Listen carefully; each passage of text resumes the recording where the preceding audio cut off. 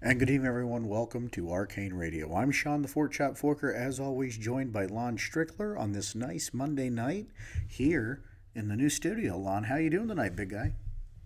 Dig it out, my friend. Dig it out. But hell, it's only 30 inches.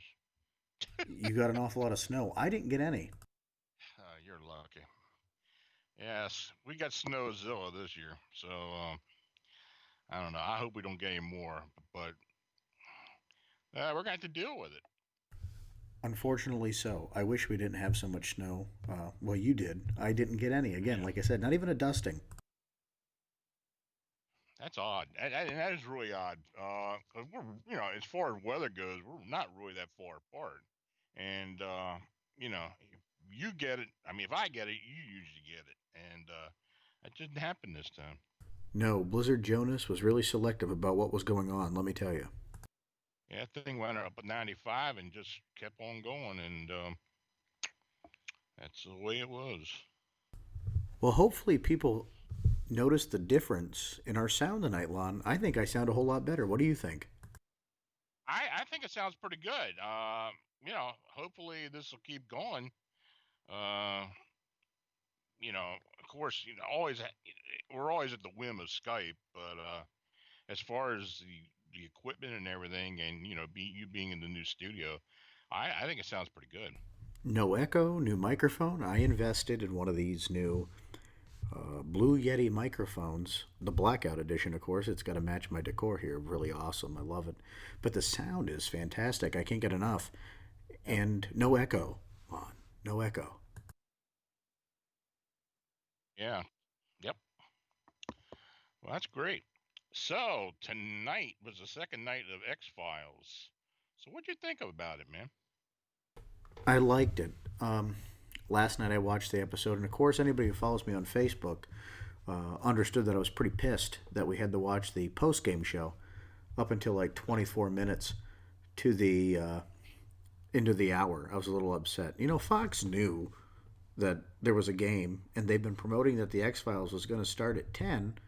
It should have started at 10. That's all I'm saying. And instead, I had to sit through Terry Bradshaw, who now looks like Herschel from The Walking Dead, thanks to that beard he sprouted, and Jeff Gordon. Whatever in the hell Jeff Gordon has to do with football, I don't know. But unless he was chasing UFOs, he didn't need to be on my TV. It's Fox. It's Fox. I tell you what, I it was mean, that's dumb. Fox. Fox and football. They're going to put the NASCAR crowd in there and all that other stuff. That's just the way they do things. So yeah, I wasn't happy about it either because frankly, I taped it because I was doing the other radio show last night, and I taped it. And when I went to turn it on, there's the football stuff. And half the show got lost. So I actually did stay up to 4 o'clock this morning to watch the first episode on demand. And like So I said, the first episode, Lon, to me, good, not great. It got better tonight if, folks tuned in to catch the second episode at the 8 o'clock hour on Eastern Time on Fox. It was a good episode, and next week looks like it's going to be kind of back to the monster of the week, so to speak, episode. So I'm looking forward to it. It brings a lot of fun. I enjoyed it. I'm going to have to warm up to it again. well, I think they're going to try to go more deep into government conspiracy as opposed to single alien UFO conspiracy. And if that's the case, as what we would watch last night, I think they're getting closer to what the reality of things are. And I put in the blog today that I think that because of it, there are going to be more questions as a result of it. Possible. Uh, I really do believe that. And, tonight's episode kind of reinforced that. They were basically talking about human manipulation. It was more of a government than alien. And it does seem they're going back to the monsters. It was funny because I caught the preview for next week, and Mulder was telling Scully that it's a monster. It's a monster episode, or it's a monster case. The next one, and she tells him, "Well, the internet is not good for you." So Yeah, I apparently saw that. he's reading fans of monsters. So I'm afraid I'm to blame for that. That's hilarious. He was reading Phantoms and Monsters. Yeah, I guess That he was. That's fantastic. That's fantastic. And folks, you can always go to phantomsandmonsters.com to catch up on the latest and greatest news in the world of the paranormal, unexplained, and cryptozoology. But speaking of which, Lon, what do we have this week to talk about in terms of crazy crypto capers, strange phenomena? Uh, I did see you posted a little bit of an update on the Todd Seas case. Yeah, it was funny. Somebody had started a thread. I had figured out what happened. Somebody had started a thread over at over on Reddit, and it was in the mysterious, unexplained Reddit. I don't know which one it was, but anyway, it was questioning the Todd Seas case, and they put my URL up there. So I was getting all kinds of questions coming over on Reddit. Then I was getting questions coming in the email about this about the Todd Seas case and what's been going on, updates or anything. So I called Butch and I told him, look, I wrote up an update. I wrote up a little notice that we're going to have to post because we're getting a whole lot of inquiries now. And basically, what I posted was that all in all, we're not done investigating. There's more going on. There's a lot more to be investigated. We're hoping to get more evidence as we go. But at this point, we do believe that there's a greater than 50% probability that there is a UFO connection to incident. And we base that on the evidence. We base that on everything we've been able to gather, including the forensics and the autopsy report, the full autopsy report, other forensics, and the actual situation and how things were handled, and who was involved in the investigation, the original investigation. And right now, that's what we're looking at. So, you know, I'm feel satisfied making that statement, which was okay with it. So, people want to question the fine, but they got other evidence to the contrary. Hey, let us know. Yeah, I mean, you guys met with some resistance too when you started going into this case, and of course, we've talked about it ad nauseum on the program, and I don't want to bore everybody, by going in and not really bore them, I guess, because if they were bored by it, they wouldn't be listening. But spending all the time to go back and go over this case, but it hasn't actually been welcomed by the community, hasn't been welcomed by the UFO community at all, and you guys have been kind of kicked in the crotch a lot around on this. Well, that's just it. And that's what I've told people. I said, look, uh, there's a reason why other people didn't investigate this thing. And the biggest reason is because there was a fear factor there. It seemed that anytime anybody started nosing around, they got pushed back. And also, it was impossible to get information from government and local sources. And in fact, we never knew anything about a social security number or any other information on C's until the day after we did the radio interview on BTE back in February 2014. The next day, Ancestry.com stuff started popping up, which was, yeah. And so something was going on there. And it,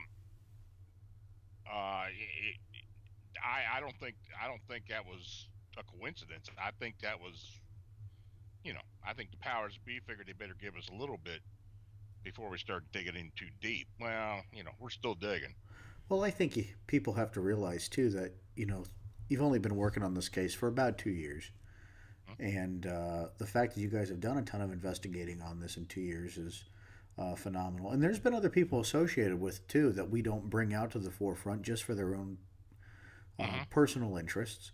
I met a couple of well, at least one of the other investigators on this case, and a very professional guy, law enforcement background. Again, if anybody knows anything about Lon and myself and the particular projects that we do, we like to have people of the law enforcement background to assist us in some of these things because they, are pretty good at the investigation part, anyhow, Mm-hmm. and Well, it and of course, helps. Butch has got his cold case Mm-hmm.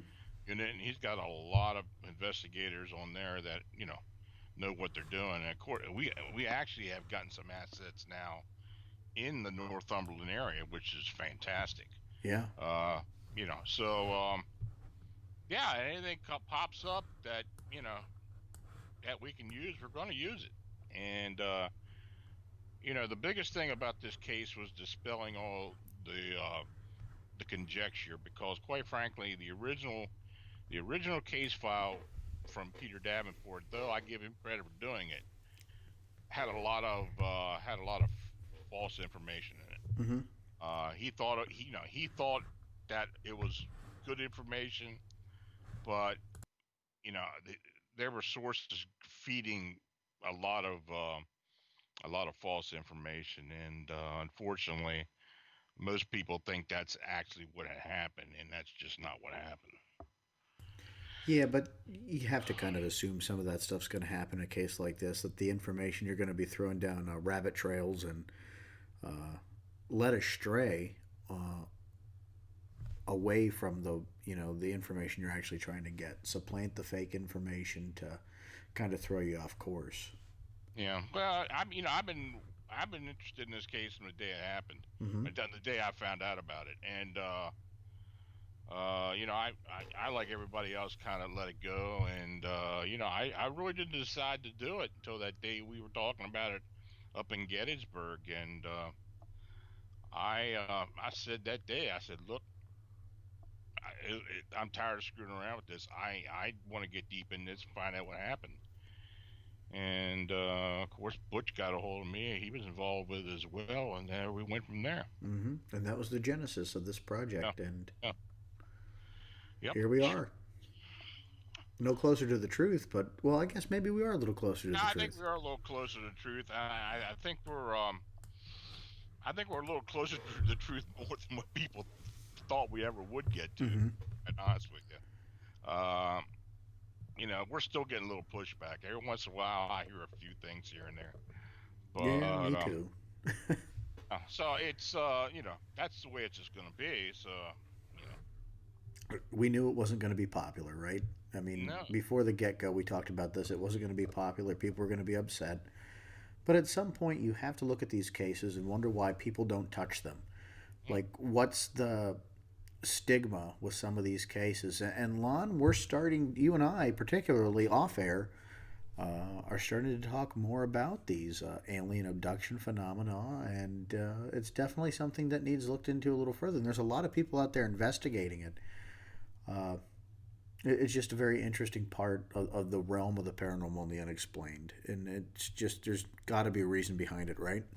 well, I tell you, I think tonight's guest is probably a big aspect of that. I think what Mm-hmm. he has gone through and what he has written about is really uh, a real connection to what is going on.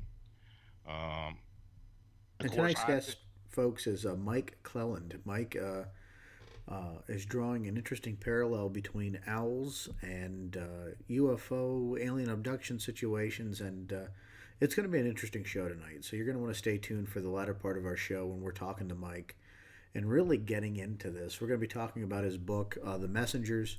And Lon and I are using Evernote now, a great new product. Well, not new product, but new to us, and collaborating on notes. And Lon's done his homework here, as he does for every show. And my mind is just kind of blown just reading through some of the notes here. So I'm really interested in what Mike's going to have to say tonight, Lon. And I don't know. And are also our own experiences with, these kind of situations. yeah, I think this owl thing has been something that's been going on with me for a little over a year now, and I've got my theories as to why, but I'm gonna ask Mike, see what he has to say about it. It's just something that's happened to me. I know people that the same thing has happened to them. Uh, Maybe we have found a connection somehow. Um, I don't know. Is it that owls are actually alien beings, or are they controlled by alien beings, or a higher intelligence? You know, the book is fantastic. I will say that, and Mike is actually writing another one with, I think, I think the new one's going to have a lot of stories from other people as opposed to just his. And though this the Messengers has a lot of other stories in there from other people. It's very well written, and yeah, I'm telling you, it's an amazing reference. It really is.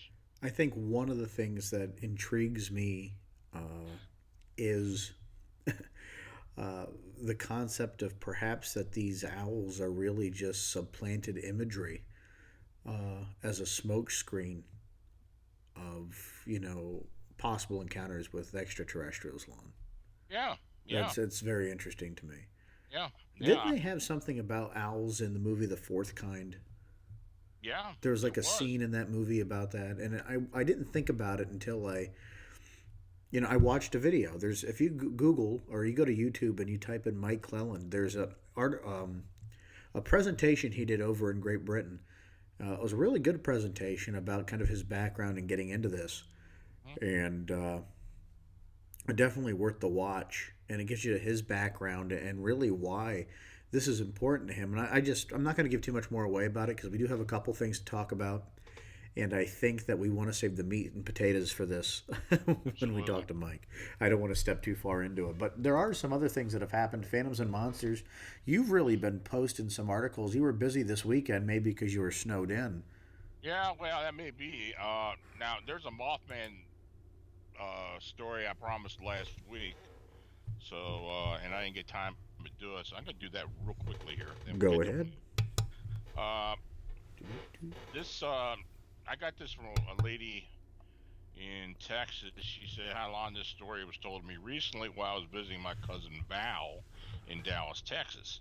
Now Val said that when only she has only told friends this story because she never knew what it was she saw.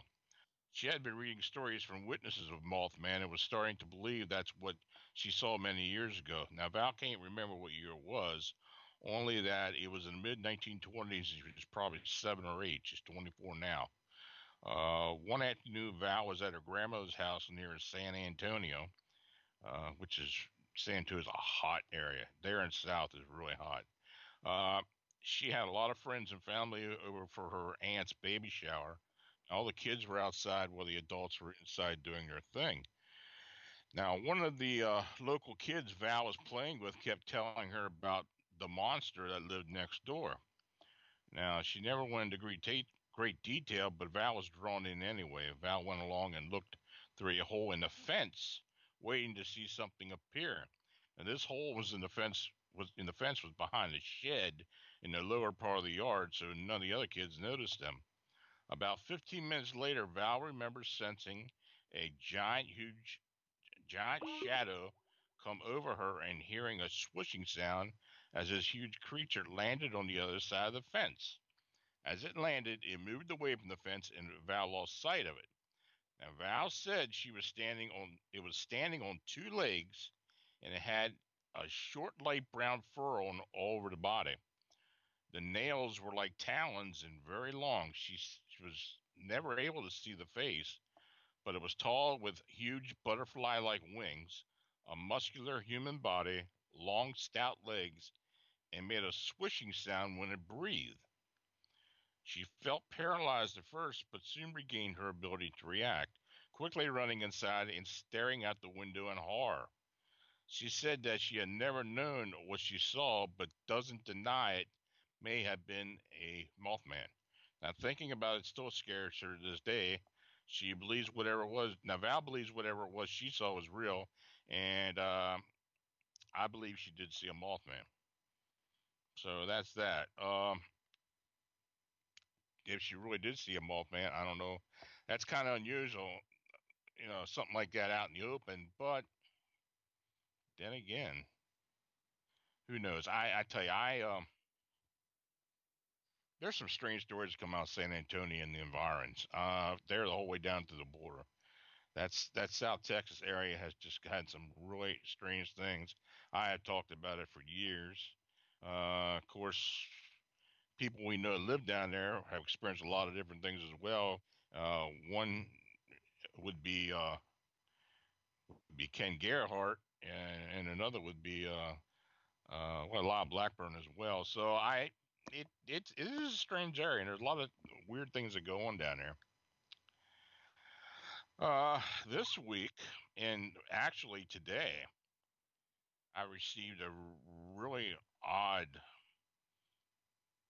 odd account. Hi, Mr. Strickler. I have really enjoyed your Fans of Monsters ebooks and blog the last few years. I just finished the most recent book, which had a number of dog and wolf humanoid encounters. I like reading these encounters because it makes me feel better to know that there are others out there who have had encounters with something that they can't explain. Now, I decided that I would send you my weirdest story, which happened to me as a child. I have seen and felt strange things since then, but this encounter was both the strangest thing that has ever happened to me, and I believe a catalyst for other unusual things in my life and an interest in them. Several years ago, I sent an encounter to another well-known researcher, but I never heard back.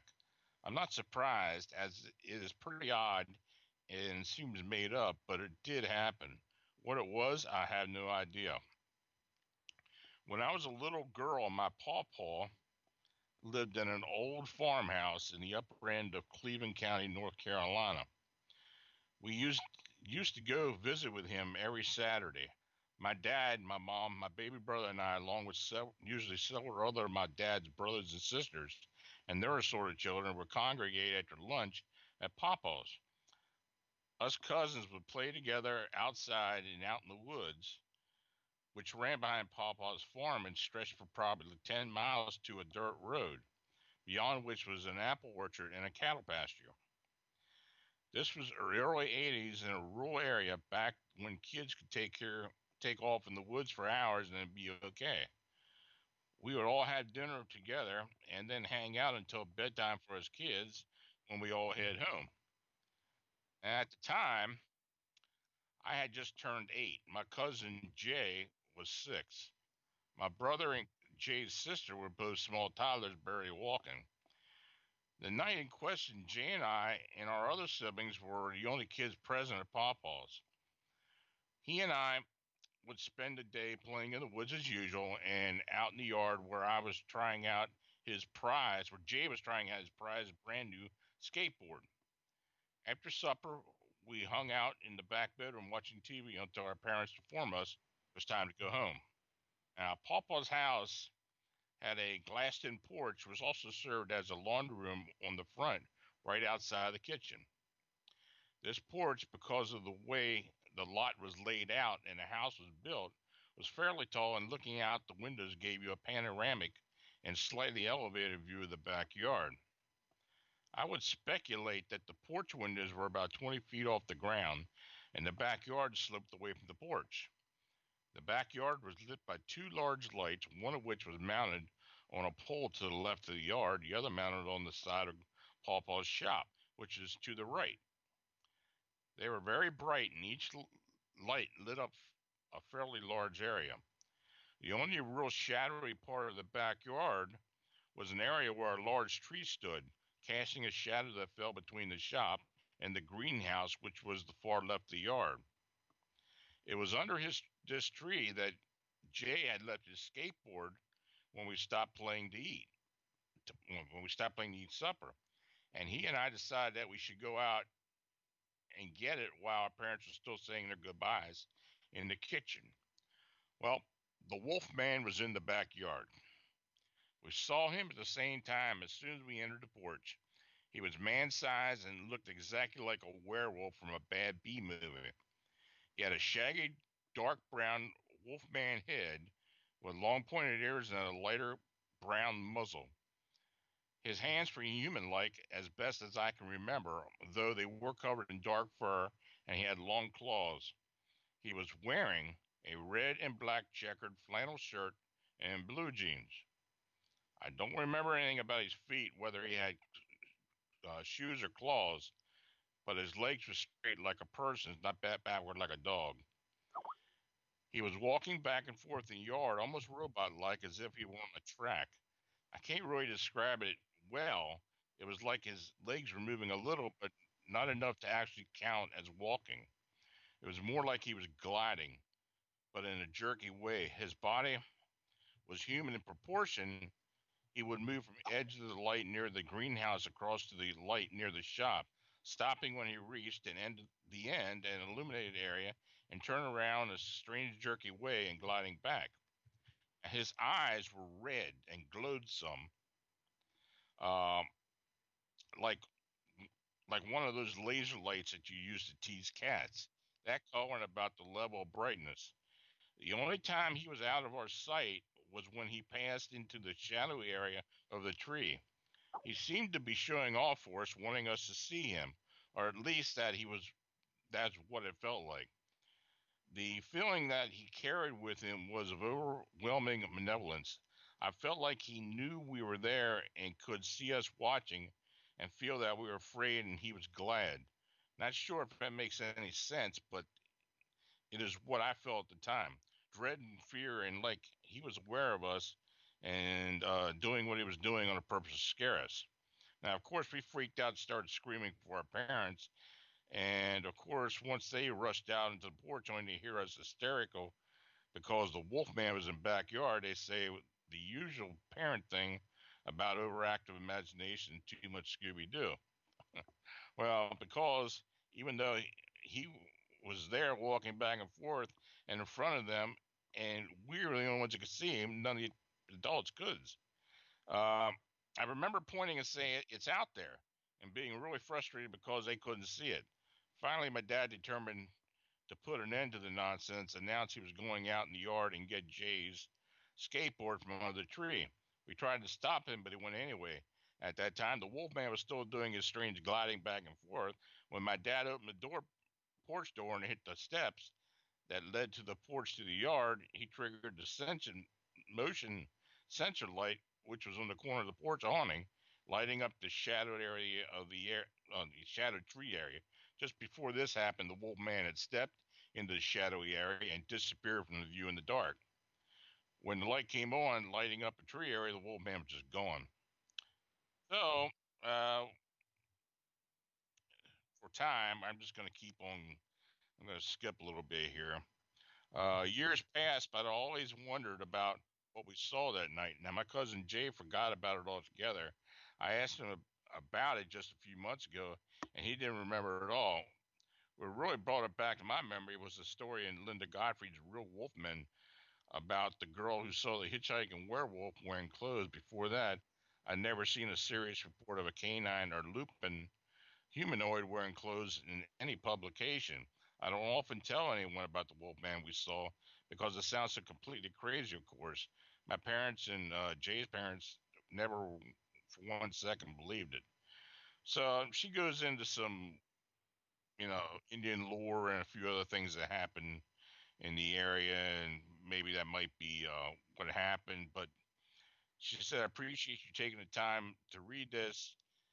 We really enjoy your work. Good luck with your research. KH." Well, she wanted an answer. I tell you, as we know, this entire upright canine phenomena is truly an enigma, not unlike Bigfoot. And, I do believe they're flesh and blood bipedal canines within our existence. I also believe that there may be a supernatural aspect to any of these beings, but uh, there are just too many eyewitnesses with varied descriptions, though anecdotal, to discount any degree of actuality. Uh, I wonder if this Wolfman may have been a zoo form manifestation. It's possible, but I don't think it's likely. Um, this is why we investigate in order to hone the conclusions as to what people are encountering. So there may never be definitive answers, but we keep looking for the truth, and that's why we keep doing it. So if you've got any type of scenario, any type of account that you want to send to me, just feel free to do so. And that's All it. part of the collecting. Yeah. We need to get more stories of these wolfman, dogman type creatures, Lon. Yes, we do. We definitely have to have some sort of like a treasure chest full of these these encounters. But talk about a little bit about our guest before I bring him on here because Mike's actually standing by. Okay.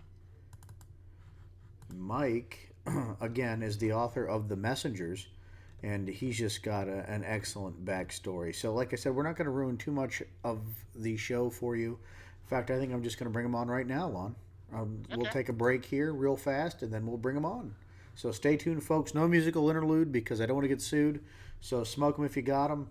Take this time to go and get yourself a snack, and we'll be right back right after this. Stay tuned. We're back. Arcane Radio, Sean Forker, Lon Strickler, and our guest tonight, Mike Clelland. Mike, thanks for joining us here on Arcane Radio. Lon and I are so incredibly excited to listen to you and hear about these stories with the owls. And Lon, take it away. Well, Mike, thanks for joining us. I got your book as soon as it came out. Quite frankly, I was this is something that I've been doing with as well. So I'm gonna have a few questions for you. Sure, fire Uh, away. Fire first, away. first of all, can you describe your first owl encounter and what transpired shortly afterwards? So when you say the first owl encounter, you're talking about The the one story that opens the book. yeah, you and Kristen. Yeah, I had a few other smaller owl events actually in that same area, curiously enough, but that was years before that event. And it was just, walking down that trail, I felt like I was followed by an owl or a couple owls. So that story with Kristen, this was someone that I had worked with. I didn't know her very well, and I lived in a town where I was working for an outdoor school doing teaching camping and such. So I had been gone all summer, and just got back to the hometown I was living in, which is right near Jackson Hole, Wyoming. So right in the shadow of Grand Teton National Park. And I was talking about camping, and she said she hadn't camped at all that summer. And I said, "Oh, we should go camping." And she said, "Okay." And so a few days later, we hiked into the woods, and I went with very little on our backs, so it was a pleasant night and just one night. And so given the weather conditions and such, there was no reason for a shelter. So we just slept out under the stars. But there came a point when we were talking when I realized that this was in essence, a stranger, really. And there came a point when we were talking that I was like, wow, this is really incredible. I'm impressed. And it was at that moment that an owl flew over us. This was at sunset.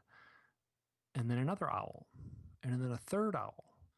And for the next well over an hour, the sun set, we laid our sleeping bags out, and this entire time, these owls were flying around us, landing near us, landing on branches near us, and they would swoop down. We would lie right on our backs and look up at the stars in our sleeping bags, and the owls would like blot out the stars for just 1 second. So jump ahead to 4 days later. What happened one night, and when I said to her afterwards, I said, "Wow, if I go camping again, which I might, I'll give you a call." And she said, "Great." So I called her a few days later and said, "Let's go." And she said, "Oh, wonderful." So we went camping 4 days after that initial owl event, and the same thing happened.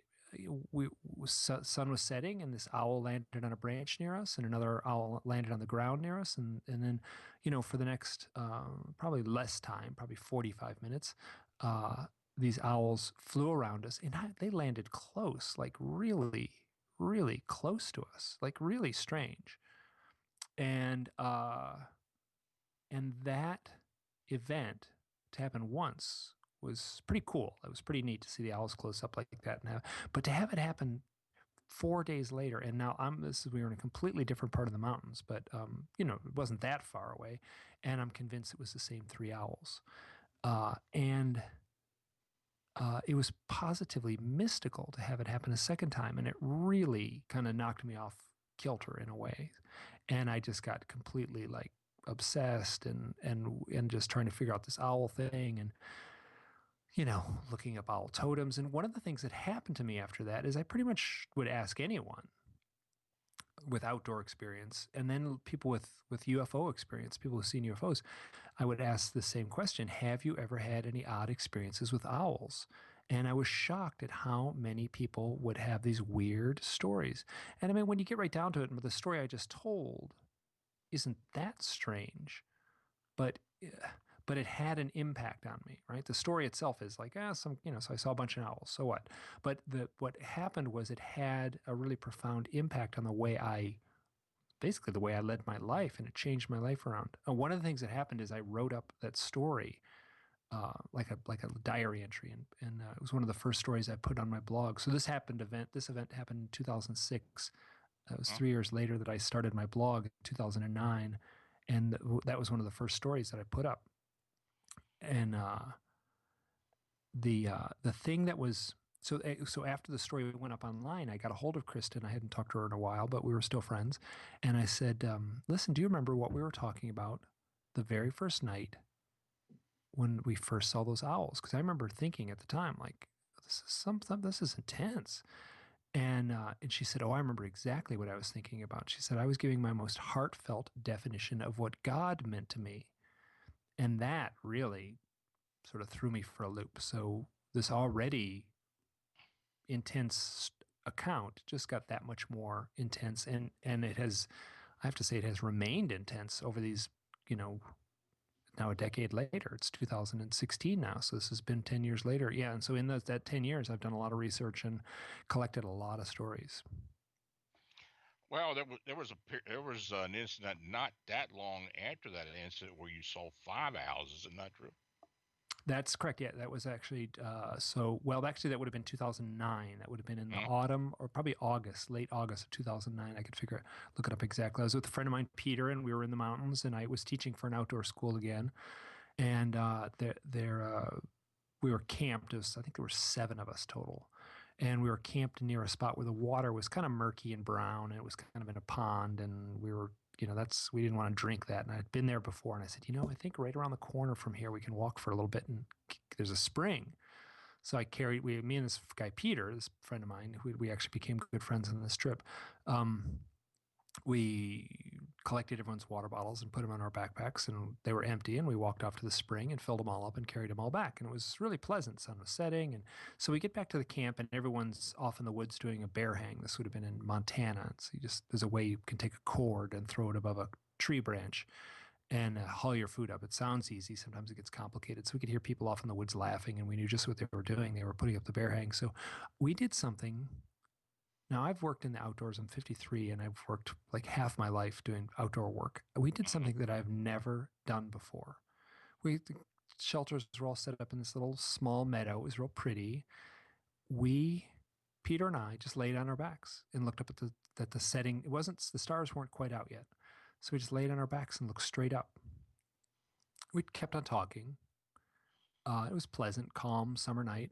And while we were talking, there was like a crashing noise. It was actually really loud. And all of a sudden the sky above us just like erupted in this little tiny meadow, right? So it was ringed by trees, a round ring of trees inside this tiny meadow.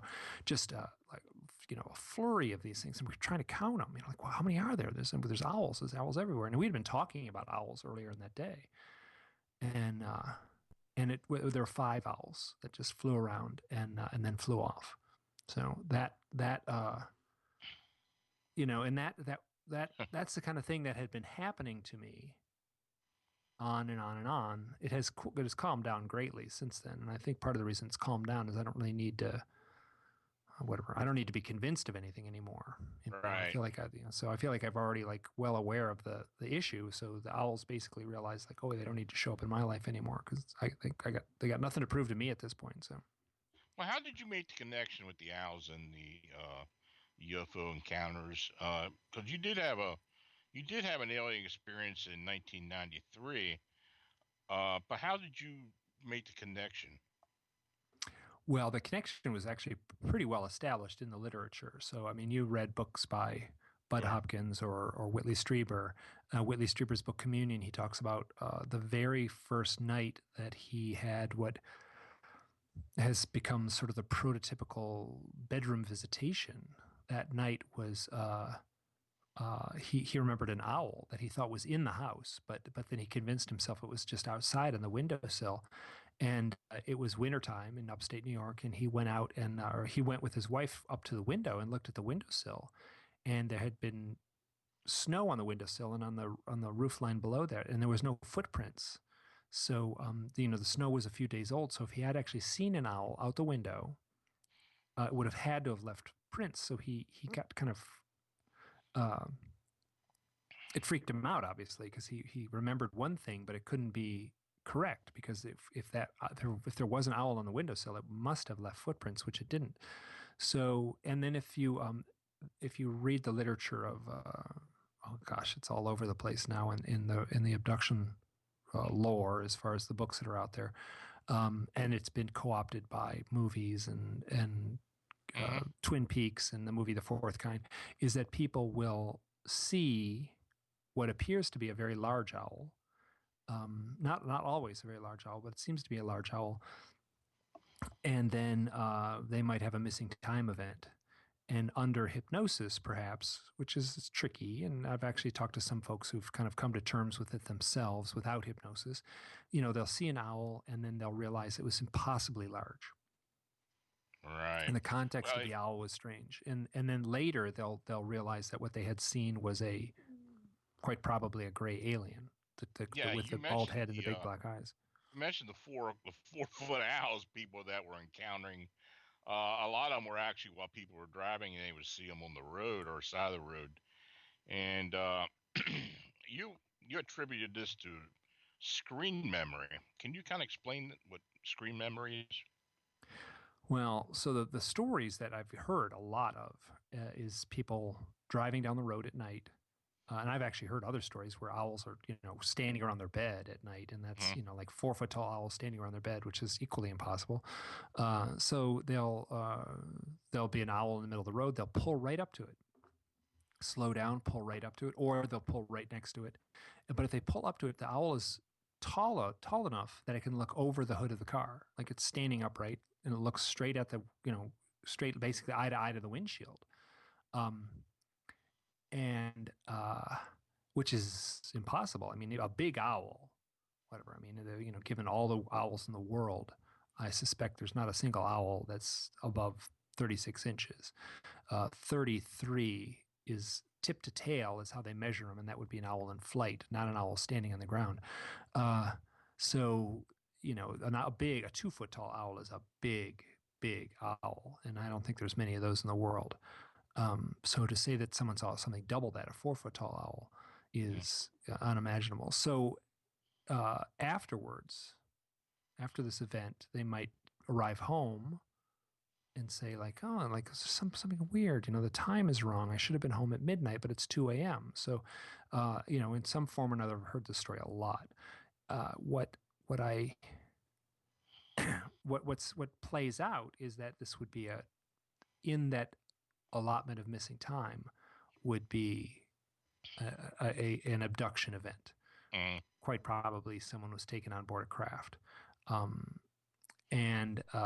So those are the stories that are well established in the literature by multiple authors from different points of view and such. So people with different agendas will retell these same stories because these are so commonly reported. Mm-hmm. Well, the one one event that you talked about that kind of surprised me was it wasn't surprising, but it was very vivid.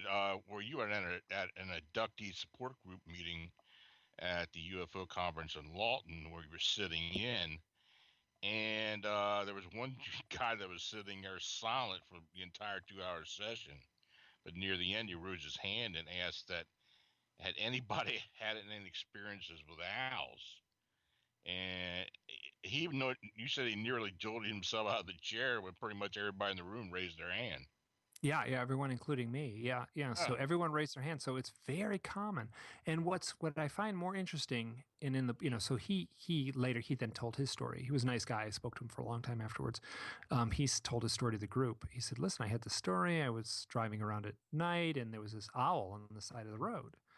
And it was tall. It was like 4 foot tall, and he kind of pulled up to it, and kind of rolled the window down and like looked right at it, and he got this really bad vibe, like he wasn't supposed to be there, and he was like the owl was angry at him. So he left. He drove off, and later he's a photographer. Later he went to take pictures of some owls in a forest, got his camera out, and he's looking at these real owls. And as soon as he saw a real owl, he said, "Ooh, I don't think that was an owl that I saw that night. It was something else." And he explored it. He went through hypnotic regression, and it was a therapist, if I'm not mistaken, that had nothing to do with UFO research. And so he said very little came up in the hypnosis session, except he felt that the owl that he saw was wearing boots. So, which, owls obviously don't wear boots. So he was, that was a perfect example of what the screen memory would be. But though the hypnotherapist couldn't get much deeper than what his conscious memory was of seeing an owl. That's what he consciously remembers, though I suspect strongly that something much more happened, that he has that his, in some form or another, his memory has been erased in a way that I don't understand how that works, but that's my sense. That's what happened to him, as well as many other folks. Now, you mentioned in the book as well about you had asked people who might have had abduction experiences if they can wear a watch, and you said curiously many say they can't. Now, though you say you're able to do it, that abductees will also report that streetlights turn off above them when they are driving at night and walking under them. And that has happened to me a few times, yeah. I know people that has happened to. And now, what causes that, do you think? Wow. I mean, I have no idea what causes that. Yeah. My sense is that there's kind of a, like a trickster-like power to whatever's at the source of this kind of, this UFO, the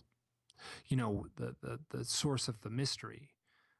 And I think that, personally, I think that little men in spaceships coming from another planet here to visit us isn't entirely the whole story. That may be a part of it, but I think something much weirder is going on than that. That's too simplistic an explanation. Now,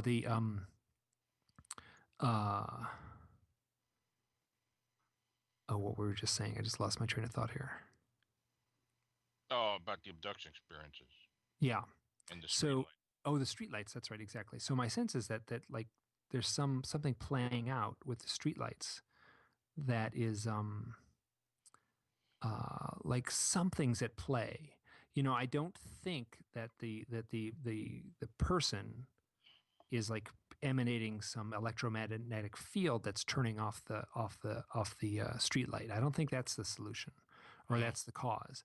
I think that the streetlight is being turned off in some form. I don't know how it's happening, but I sense it's happening as a way to just give a nudge to the individual that something stranger is at play with reality.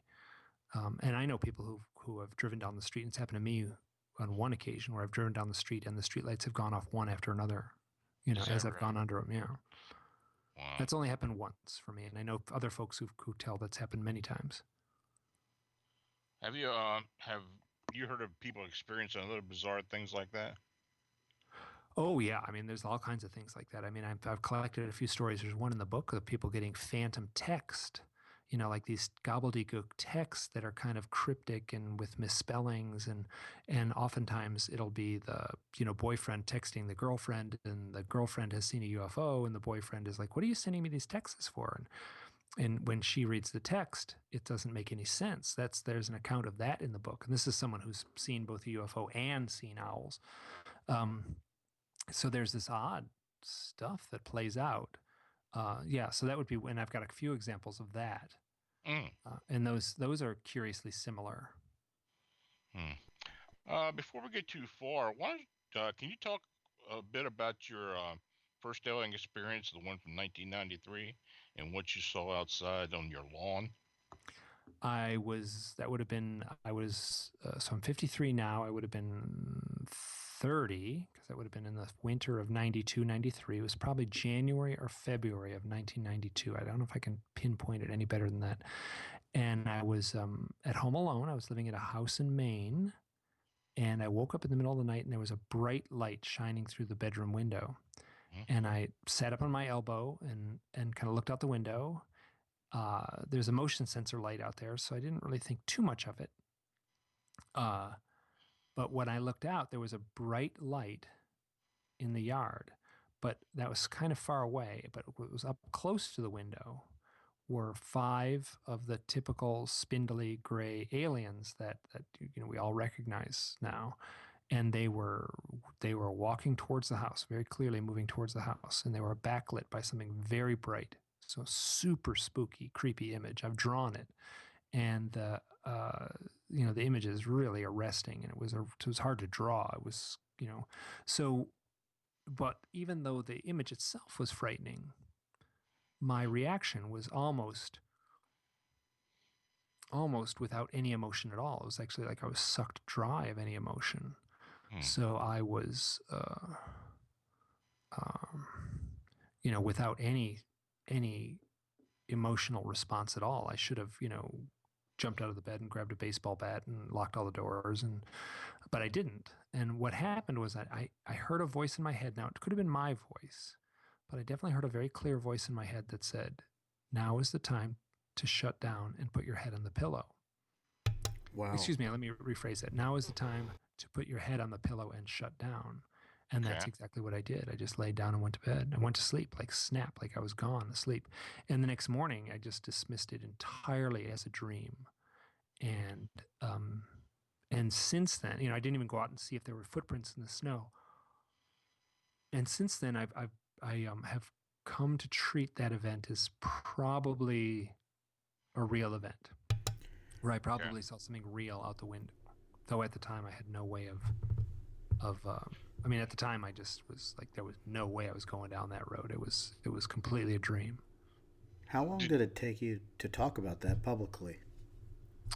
Well, publicly, I'm doing it in a podcast now, but I would tell my friends, like, wow, I had this super trippy dream last night, and I would be very vivid and tell you just exactly what I told you. And it was very clear and I could say things like, I've had other dreams, and boy, they feel like a dream. There's kind of a dream logic, and I never dream that I'm in the bed that I'm in, right?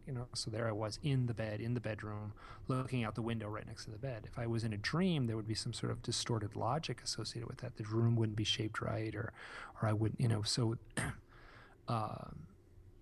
so that was right away. I remember talking about it right away with folks, but it never, it was a few years later before I really entertained the fact that, that might be a real experience. Do you think that incident might have led to possible abduction or any further type of encounter with these aliens?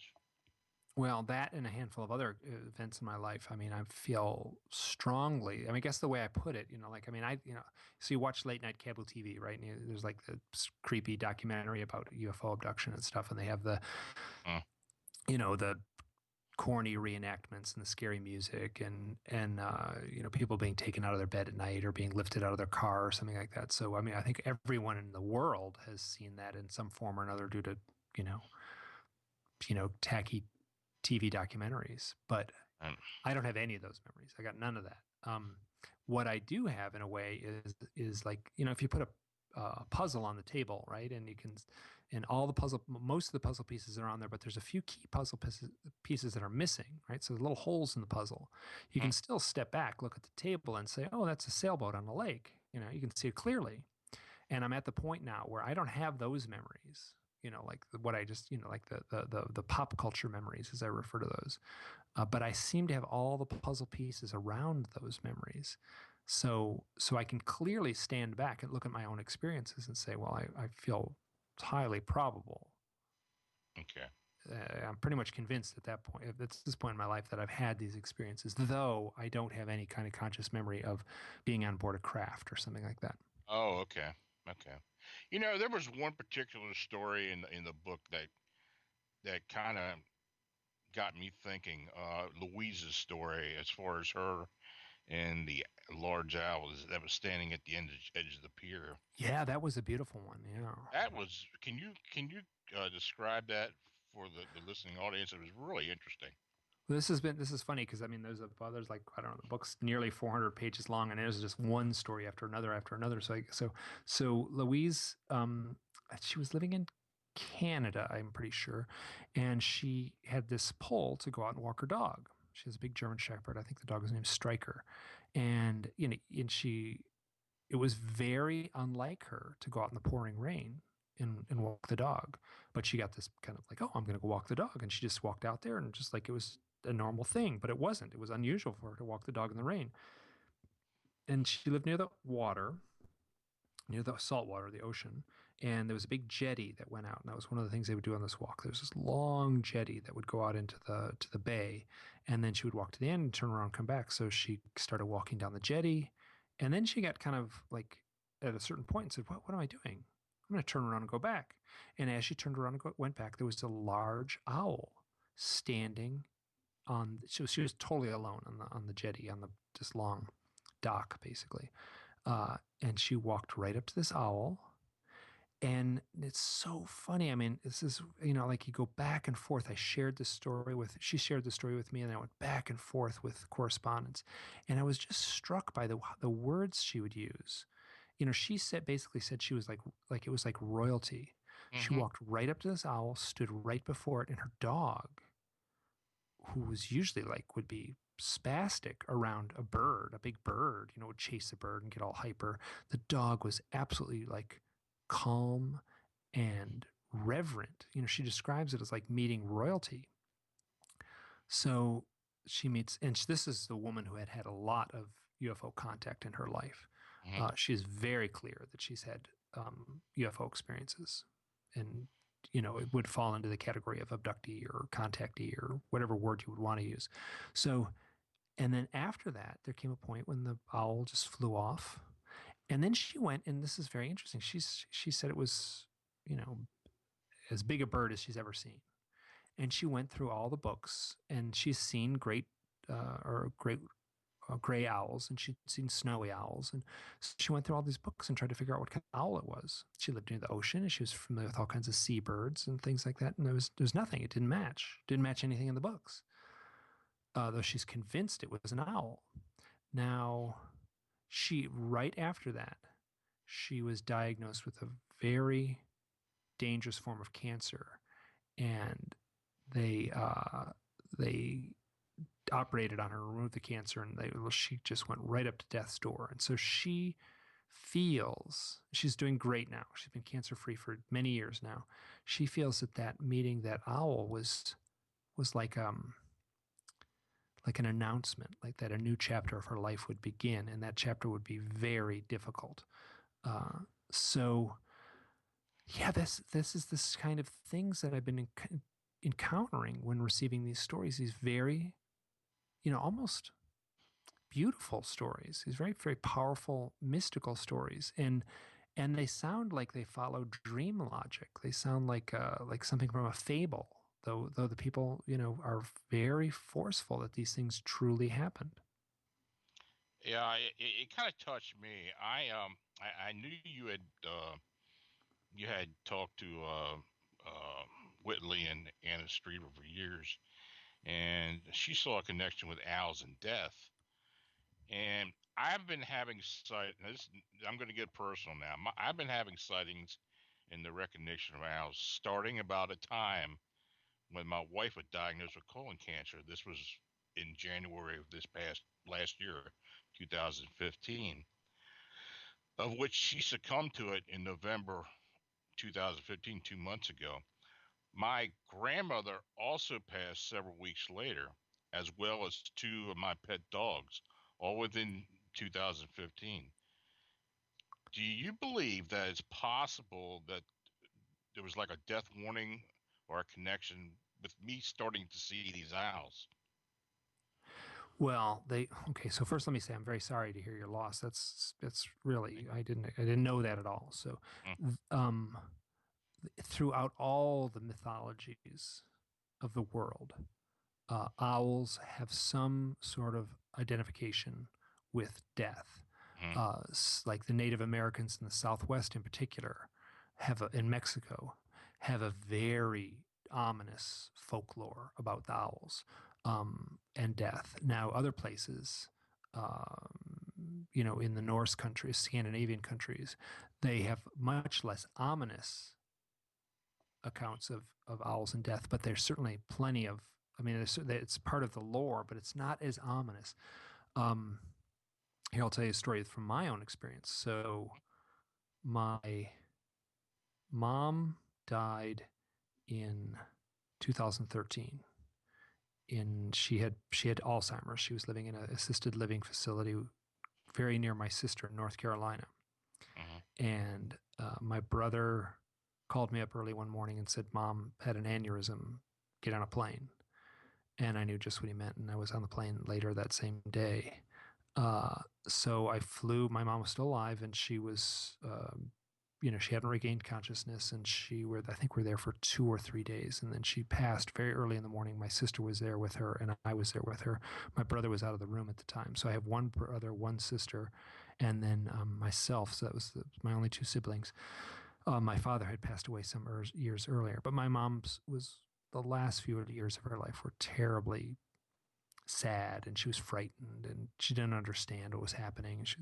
So none of us felt it was a sad event when she passed. It happened very early in the morning. Like we had been up all night, and so my brother and sister and I were all kind of strung out and trying to plan things and take care of the mundane stuff that you need to deal with after this kind of thing. So, but at the same time, we were tired and trying to sleep. And so, but later that evening, and I tell this in the book, I sat on my sister's back porch, and I was on a couch, kind of on a lounge chair kind of thing on the back porch with my sister on one side and my brother on the other, and I was in the middle. I'm the youngest. I was 50 at the time. My sister's friend was sitting directly across from us. Her name is Ruthie. She's given me permission to use her name. And she looked at us, and the situation was very somber. And she said, "I know there's an afterlife. I need to tell you this. I need to tell all of you this. I'm convinced. I know there is an afterlife.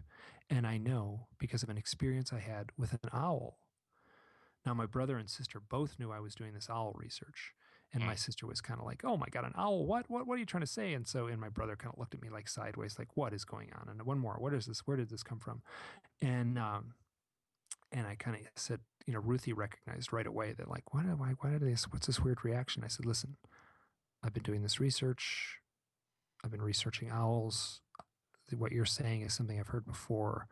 They're related to highly charged moments like death. And I want to hear we need to hear your story." So she said she had been, when her father had died, she was grieving, and she would walk on a path, on this nature walk near her house. This is a path I've walked on with my sister. And it loops around the neighborhood, and it's in the trees. And each day she would pass this owl. Now, she had never seen an owl before. She didn't know that owls would come out in the day. So she would pass this big brown owl. And then one day she passed it, and it was hooting, and she looked up, and she basically asked the owl aloud, "Are you sending me news from my dad?" And she was overcome with this complete feeling of peace. She had been grieving. She was overwhelmed with this feeling of peace. The owl flew off, and she never saw it again. And she had come to some sort of closure with the grieving that she had had, and it happened with this owl. And she even said it. She said the owl was there. She said it straight up. She said the owl was there to deliver a message. So that is the story that I'm finding.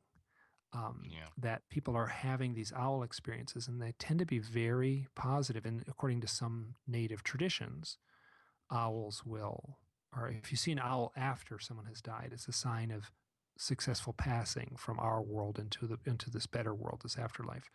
And I've heard this in one form or another so many times at this point. And often what happens is people will talk to these owls as if they are their lost loved ones. They'll talk to the owl as if it's their mother or father or sibling or wife, or, whoever it is.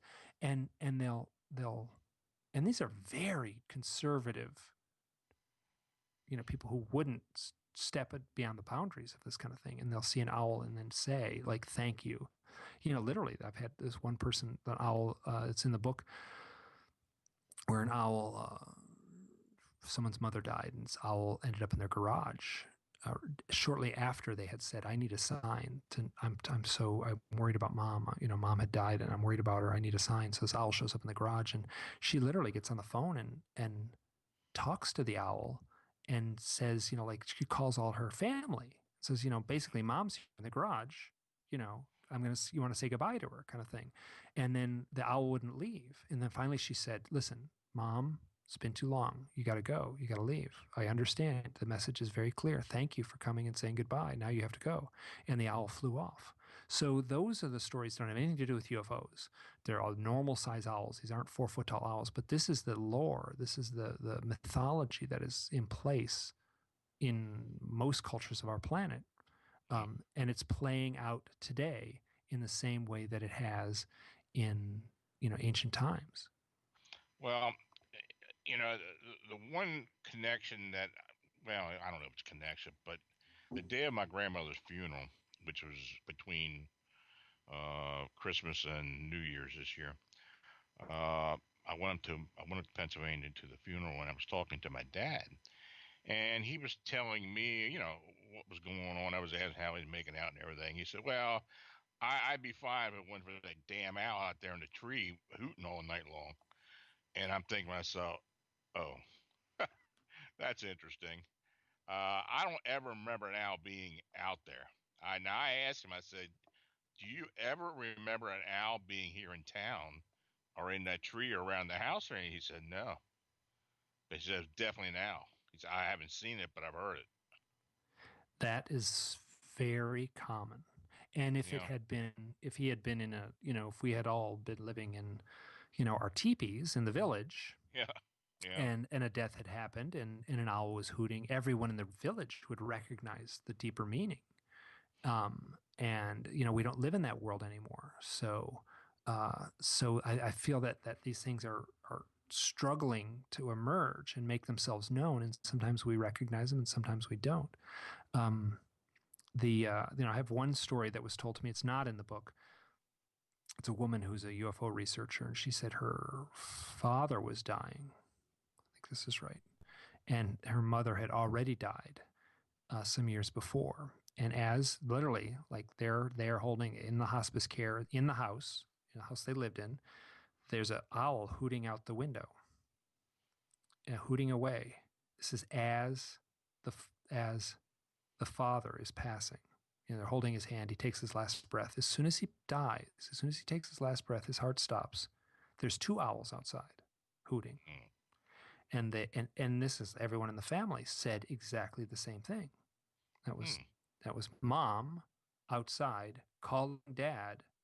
And then when dad left his body, he became that second owl that began hooting. I don't know if that's actually what's playing out, but that is certainly what brought solace and a sense of peace to everyone in that room. Yeah.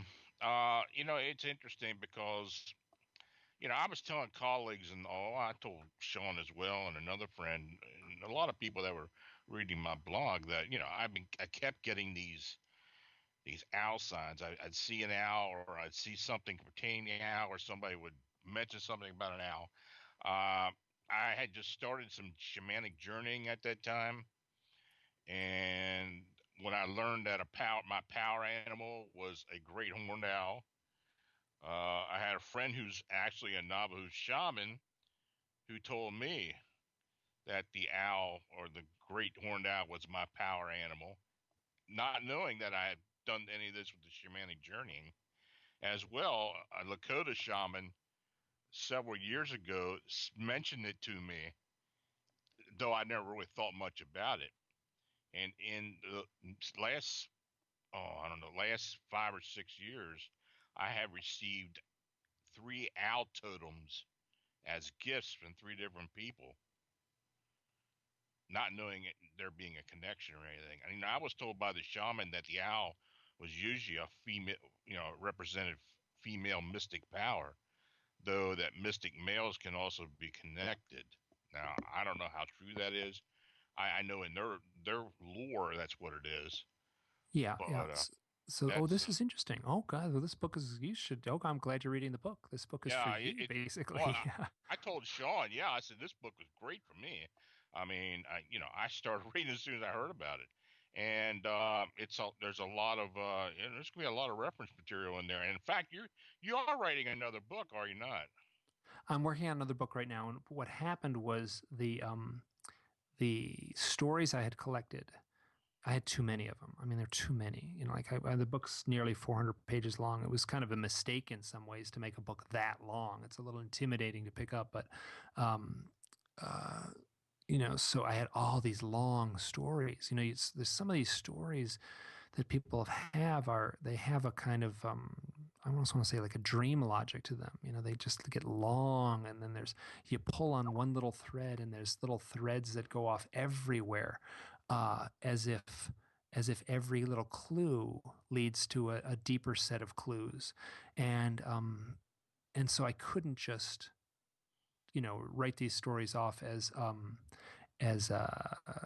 like a couple sentences, here's the interesting part of this really long story. I'm going to sum it up in 2 sentences. That would have been unfair to everyone involved in these Right. stories.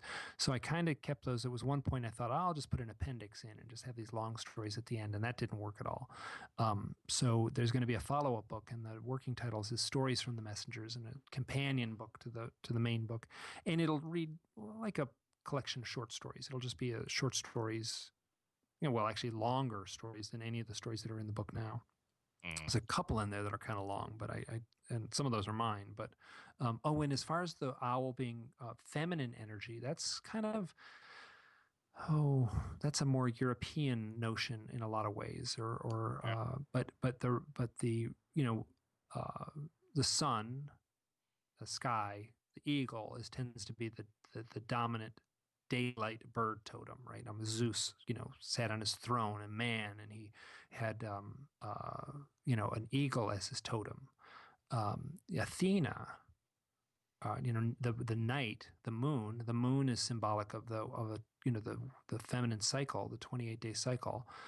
So the nighttime, the moon, the mystical is much more of a feminine energy than the masculine power energy of conquest and sort of the god of Zeus kind of thing. So yeah, the And I guess that also goes back to the Epic of Gilgamesh and Lilith and such, where she was represented in the and I forget the name of the relief, but it had the two owls in it. Yeah, the Bernie relief. Yeah, Yeah, the which Bernie is relief. I saw. I went to England a couple of summers ago, and it's really small. There's this little clay tablet, and it's funny because if you do what I do, which is you Google UFOs mythology, Yeah, yeah, the first yeah. thing you get all the same stuff come up over and over again, and one of them is this thing, this clay tablet and it's funny because it's like no one really knows the source of this tablet. So it's just this kind of Rorschach test, and like everything comes up. It could be this, it could be that. It's a woman with owls. She has owl feet, talons Hmm. as feet, and she's got an owl right and left of her. Um, and she's standing by two lions and stuff like this. Beautiful little terracotta thing, but it's not very big, and yeah. So that one piece, yeah. Lilith was a kind of a blurring between a vampire and a witch, and shapeshifted into an owl at night. So perfect monster movie demon in a way. Yeah. Well, I guess in the Hebrew sense, it was the actual woman that first woman in the Garden of Eden that turned into the demon. Yeah, Uh, depending on the scriptures you've read. Yeah, I mean yeah, there's different versions of the Old Testament. Yeah. yeah. It's interesting. Very interesting. I guess my question for Mike is, you know, what prompted you to write the book? What was your Did you have a focus for this? I mean, you spent a lot of time gathering the stories. What was the purpose for you to write it?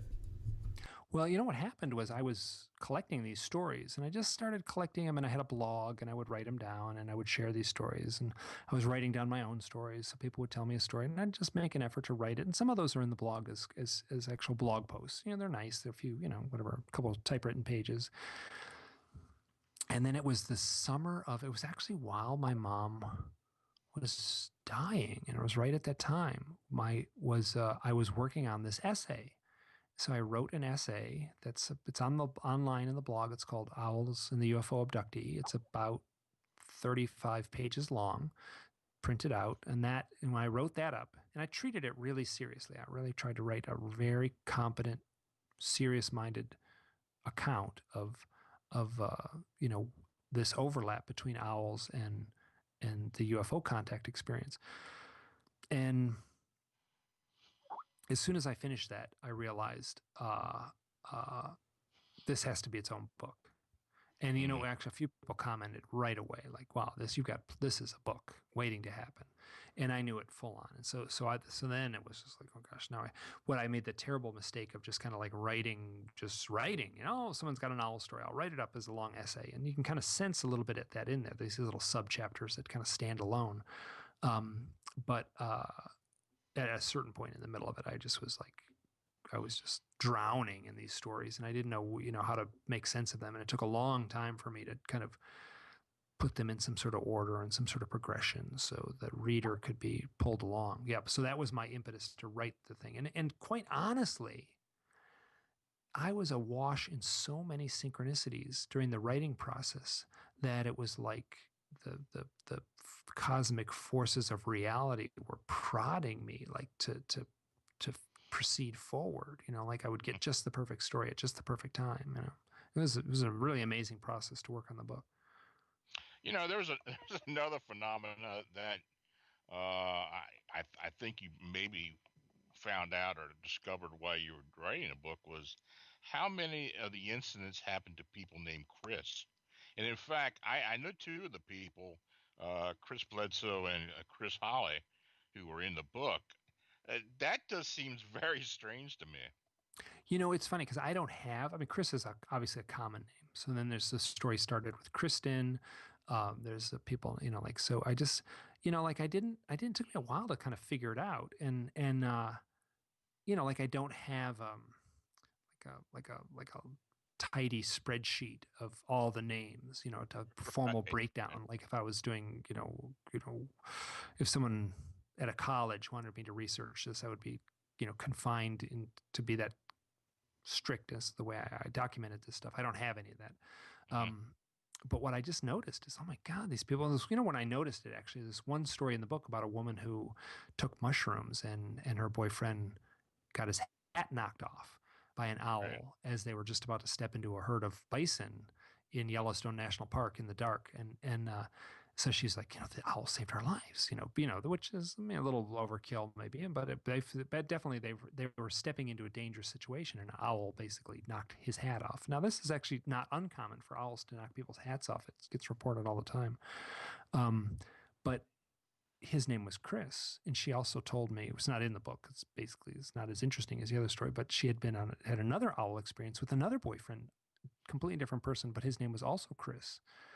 So I was like, Chris, and from that point on, I was like, there's these names, it's popping up everywhere. It's statistically whatever. It's unusual that there's that many Chris's. Yeah. Now we have about 10 minutes left, but I tell you that, and the one thing I would like you to touch on was the Dolores, Colorado, Natasha, and Navajo shaman incidents that you have in the back of the book, and it basically it's confirmed your confirmation. Well, it was your confirmation of the owl UFO connection. Can you kind of explain a little bit what happened to you? Oh yeah, okay. This is a big story. This takes up, I was like 30 pages to tell this properly, and I need pictures.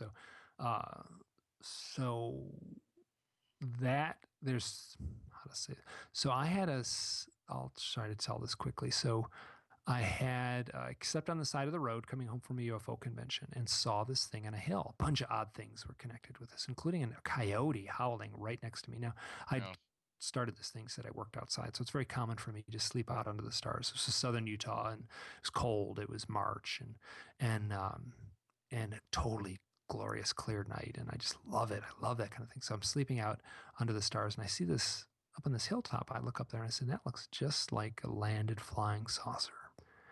And I think to myself, listen, I'm like whatever. Like, I've got like my own psychic mojo. Like, I'd know, right? If that was like a flying saucer, I would know it, wouldn't I? I'd like feel it in my bones or something. And I looked up at this thing, nothing, as bland as it could be. So I'm like, okay, so somebody's house is up there on that hillside. Then this is way out in dusty Utah. There's not much around there. So I got up the next morning, drove home, and it really bugged me. So I looked up on Google Maps and it was nothing. You know, if there was a big house there, and I figured out where I was sleeping and where the only spot it could have been, and I'm good with maps, and it was 1.6 miles away. So whatever I saw was big. And then I, at that point, I had what I can only call a psychic flash, and I saw this map in my mind with 3 dots on this map, a perfectly straight line. Now, the one dot on the westernmost side of the map, or the left side, would have been that event that I just told with the round structure on the top of the hill. And I knew exactly what was on the eastern side, and that would have been in Dolores, Colorado. And I was camping with a friend of mine. Her name is Natasha, and I had met her at a UFO convention, and she's had her own contact. Well, I should be very careful what I say. She's very cautious how she describes her own experiences, but she would fall into the category of, let's say, maybe people, where maybe she's had some weird stuff happen in her life. She'll agree with that right away. And some of the stuff has to do with UFOs. So we're sleeping in a tent and wake up in the middle of the night, and both of us screaming, like freaked out. I mean, I've worked outside a lot, and I've spent a lot of nights in tents, and I know just what it means to have. I mean, I've never felt this scared ever. You know, we're at this little campsite, like near a little road and everything like that. And I mean, I've camped in grizzly bear country and never been as scared as I was at that moment. So this lasts like 10 minutes, and poof, we're both asleep. So we went from absolute panic to poof, being asleep. And the next thing I know, this gets very dreamlike. I mean, it wasn't a dream, but it's dreamlike. And I'm floating out of the roof of the tent, and I end up in this white realm, and I have that elevator up feeling as I'm floating. And there's so much weird stuff connected to this. And then, I'm saying, I have to remember this. And the next thing I'm saying is, am I on a table? Am I on a table? I don't have any memories at all of being on a table, but I do clearly remember saying that. And the next thing I know is I'm back in my tent, and then it's the next morning, and I'm like, Natasha, what happened last night? What happened? She's like, I don't know. And there was just weird stuff that she remembered and weird stuff that I remembered. I got out of the tent and I walked around, and I was looking for a burn mark or something, and where a UFO had landed. I didn't find anything. Totally calm, beautiful morning. Birds are chirping and just normal. And then I'm later on that day, I take my shirt off, and I have this big scratch. It goes from my left shoulder to my belly button, and it looks like a cat claw, like a single cat claw or a single rose thorn had scratched me. But when you looked at it really closely, it was like a tiny row of itty bitty blisters, these little tiny blisters all lined up in a row. So they healed up in a few days. I took a shower and they washed off. Now, leading up to this whole thing, we were trapped in Dolores, Colorado, because my car broke down. Car broke down. I had this old Subaru, and it was just acting a little funny. I pulled into this town of Cortez, which is the next town over from Dolores, and went into the auto mechanic and said, well, I can take a look at it. He said, sure. And so we sit outside. And so Natasha is sitting outside on this lovely day. Guy comes out of the back of the mechanic shop, and he says, I can't let you leave town or you'll die. And we're like, what? So that's, he explained, no, I can't let you legally. I can't let you leave the town or if you get in an accident, I'd be liable and such. So that's the beginning of that account. Right. The end of it is, so we're there. We get a cheap rent-a-car. Actually, it was a super cheap rent-a-car, and it was really nice, and we had a great time after that. So we drove around and went to a Navajo. Excuse me. Yes, it was on Hopi land. Right. No, excuse me. It was on Navajo land, because the Canyon de Chelly is on the Navajo reservation. So we did a Arizona. That's Arizona. Yeah, right, Arizona. Yeah. So we're right at Four Corners there. So Colorado. If you look at Dolores, Colorado, it's right there near the Four Corners area. So we just went drove through New Mexico to get to Arizona, and then did a sweat lodge ceremony. Now, there's nothing at all paranormal about the sweat lodge ceremony. It was interesting because I was there with bare shirt and without a shirt, bare chested, and had this big scratch and everything like that. And it was really beautiful ceremony. It was really wonderful. So, so here this story begins with a guy saying, "You can't leave town or you'll die." That night we have this experience that certainly plays out like a UFO abduction experience. I have no memories of abduction. And then it ends with this metaphoric death and rebirth ceremony performed by this shaman in Native American lands. So it's really powerful in its scope, this thing. Now, so those are the 2 points on the map. Now in the middle, I'll tell this very quick. It was Natasha, and again, we're camping. This was years after, and we're sleeping out under the stars, just like I always do, just like Natasha and I have done many times. And there's a hooting owl near my head while Natasha is taking a little walk. She's jet lagged. She'd been coming from Germany, and so there's a hooting owl like near my head. Like, I can't believe I didn't see it. I'm lying there looking at the stars, listening to this owl. She's done a little walk. She runs back and she said, "Mike, I saw something. We got to go." She described seeing a floating white orb.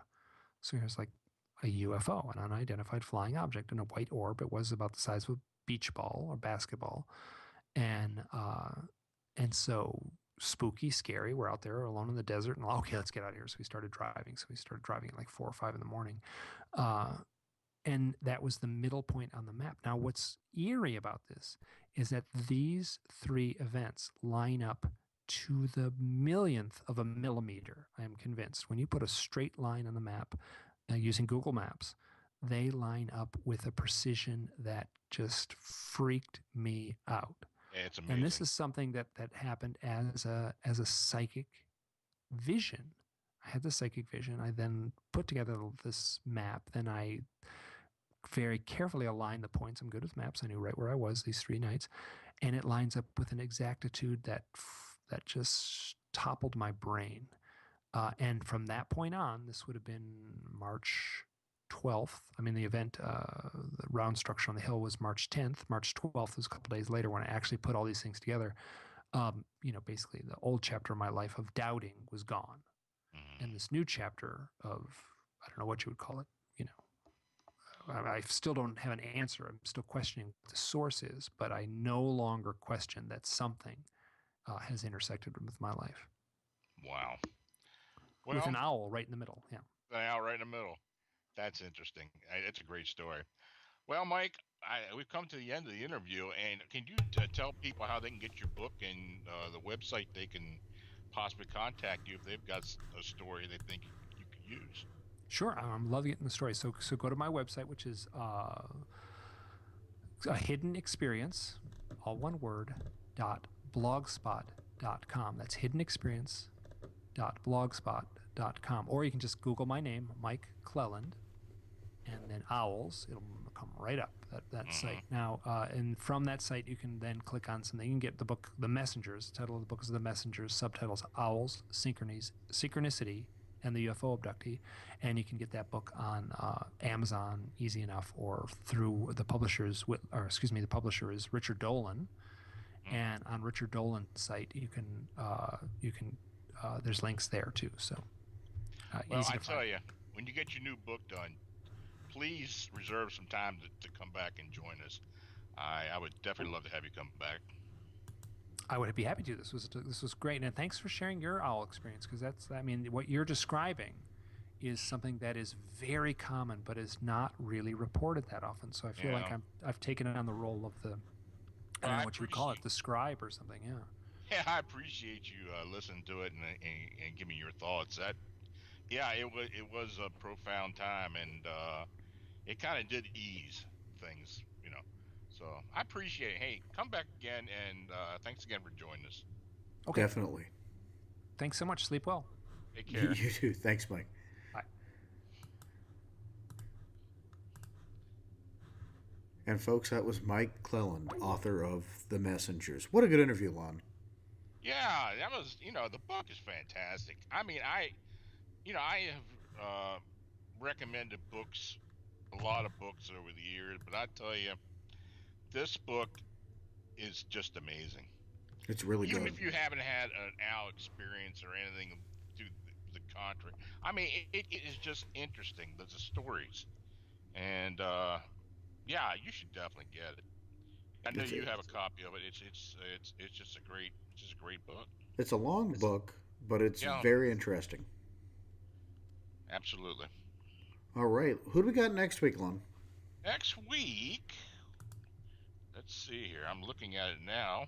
Next week we have a Jay Pocketchin on with us. Our friend Jay from Wisconsin. Uh, WPI Hunts Truth. that's the truth. And from Wisconsin, he has done work with Linda Godfrey, and he Our dear does his work Linda. on his own. He's an independent researcher, and he will be joining us next week. And a hell of a nice guy. Yes, he is. Going to be good to have Jay on the program. Folks, you've been listening to Arcane Radio. You can learn more about Lon by going to phantomsandmonsters.com, phantomsandmonsters.com. You can find out more about me by going to my website, theforkchop.net. And that's all we got for this week. We'll catch you next week, folks. Good night.